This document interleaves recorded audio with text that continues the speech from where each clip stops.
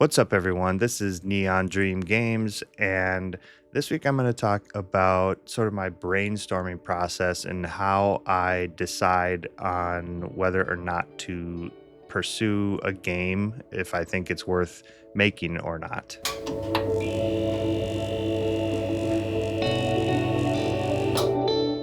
So, how do you decide on which game to make? Maybe you have a list of ideas, concepts. That's what I have. That's kind of the beginning process to it. Start writing down any idea you have, even if it's just a little sentence or whatever. Write it down somewhere on a document or whatever, and just put it there. Let it sit for a little bit. That's where I begin. And in a previous video, I talked about AI. And for me, I don't know where you stand in that position, but for me, AI is an integral part of my brainstorming process. I don't have another person to bounce all my ideas off of. I do have my wife who I talk to sometimes and, share thoughts and ideas. But when you really want to get down to the nitty gritty of it, it's nice to have somebody to bounce ideas off of, to talk to flesh things out. And I think AI is a great tool for that. So I've been mainly using ChatGPT for this process. And oftentimes I will start with a prompt of some sort. If I have an idea, I might say, what kind of games are out there that are similar to this idea? And ChatGPT will tell me some games and ideas, and I can kind of look at those and I can get an idea of if my idea is original or if there's a lot of games out there, if it's oversaturated that are in that same idea. And that's one beginning point. I can tell ChatGPT some of my ideas and say, do you have any thoughts on this, or how would you further flesh this out? And sometimes it will bounce back some new ideas I hadn't thought of, or sometimes those things will lead me into different ideas. It's just kind of like a bounce back and forth sort of situation where you can share your thoughts and get some feedback when you don't have a human there or a partner or whatever. If you're a solo developer like I am, it's a great tool and companion in a sense to be creative and help flesh your creativity out. So that's where I begin. I begin with brainstorming. I have a list of ideas. I write those down whenever I come up with them.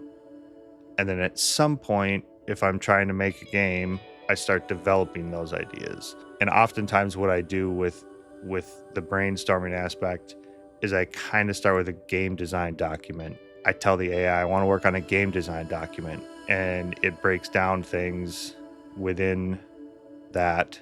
It basically breaks down a game design document for me into, sections or categories, and I can kind of look at each one of those and begin to flesh each category out or tweak it. If I kind of go, nah, that's not what I was thinking, let's go this route with it. And eventually, as we work through each of those categories, I can decide whether or not this is a game I want to pursue. And usually I know fairly quickly if it sounds like it's going to be out of scope. And I even talk to AI about what they think the development cycle would be on a game like this. And, it just helps. It's a tool to help give you some realistic expectations. And from there, oftentimes I'll start looking at art asset packs and stuff that exist out there that I could possibly utilize to make this game with, because that also determines scope and everything. If I have to make all the assets myself, that's going to add time onto the game. And frankly, at this early stage in making my first game, I don't really want to spend too much time making any assets because I just want to make a game and get it out into the world. So oftentimes I will start looking for asset packs and seeing if I think I can fit those into the game I'm thinking about making, Or sometimes I might just look at asset packs and see if asset packs inspire me to pursue a game idea. Sometimes while I'm looking for asset packs for one game, I see something else and it might turn into I want to pursue that idea instead. So it's a lot of bouncing around back and forth, taking a look at your ideas, sitting on it for a day or two. Sometimes you need to sit on things and just see after a day or two, how do you still feel about it? So, I mean, that's just a general life lesson, I think. I mean, on any decision you're trying to make. So, take a step back, look at what you're doing. Does it still feel good after a day or two? And don't be afraid to just keep pursuing looking at things. But eventually you do need to hone in on something or you'll be stuck in this constant cycle of coming up with ideas but never pursuing anything, which is sort of where I was starting to get. If you can get past that point, I would say the next steps are to finish kind of a game design document. Planning is the key, I believe. Everybody's going to have a different feeling about planning. I think all of us, for the most part, want to just start making that game. You know, you get that idea, you settle on it, and you just want to start making it. But it's good to plan, and that's kind of the game design document. Really start to look at each aspect of your game. And I've been using a program called, I believe it's pronounced Milanote. I've enjoyed it quite a bit. This is not a sponsor for them, but they have been generous in helping me get a few more. You get these cards or whatever. It's like, essentially it's a software where you have, imagine like a board, maybe a whiteboard or something.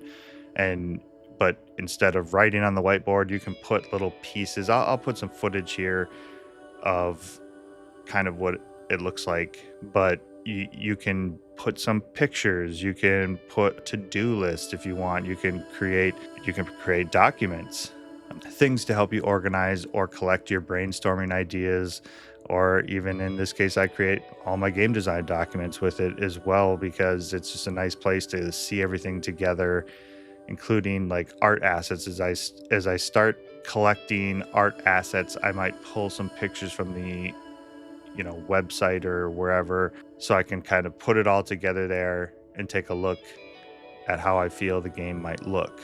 And as I said, not a sponsor, but you should try to collect your thoughts and things in a place. And personally, I think it should be digital so you can easily access it or share it if you need to. And the final piece that I would say on how to start an idea is to prototype it. Just set maybe a certain amount of time that you feel should be devoted to prototyping that idea and start making it. And after you maybe get, like, maybe let's say you spend 4 hours or something prototyping to begin with, maybe kind of check in with yourself after those 4 hours and decide, is this within the scope that I thought it was going to be as I was brainstorming? Is this something that I think I'm actually capable of creating? That's basically it. That's my process, at least in starting an idea. From there, you have to decide at that point, like I said, of prototyping, do I fully pursue and commit to this game? For me, I've done this several times already. I've started to make 2 games up to this point, and I'm basically at the point of prototyping a 3rd game idea, but I am pretty confident this time around that the 3rd game is the game I will pursue, especially based on knowing what I've already done with the previous 2 games that I began to prototype. I'm quite confident that I have settled on the right game for me at this point, but I've started several other ideas as well, and just in that design process, that brainstorming process, and seeing everything put together and developing a game design document, I've been easily able to decide this game is out of the scope that I want. But I started to develop it and it's there, and I can go back and look at that. If I finish up my first game, maybe I can go back and look at one of those other ideas. And after finishing a game, I might have the confidence that I can do one of these other ideas that I began but never really got to prototyping. So that's how I do things. That's my process. I'd love to hear what you think of it. I'd love to hear your process. If you've got your own process, maybe I could get some ideas from you. So let me know in the comments. Like, subscribe, all that stuff. Neon will check in with you again as usual at the end. And until next time. Thanks for checking out Neon Dream Games channel. Please make sure to like, subscribe, and hit that bell button so you can stay up to date on all the latest videos we have to offer. Don't forget to leave a comment to suggest what kind of videos you'd like to see more of in the future. See you in the next video!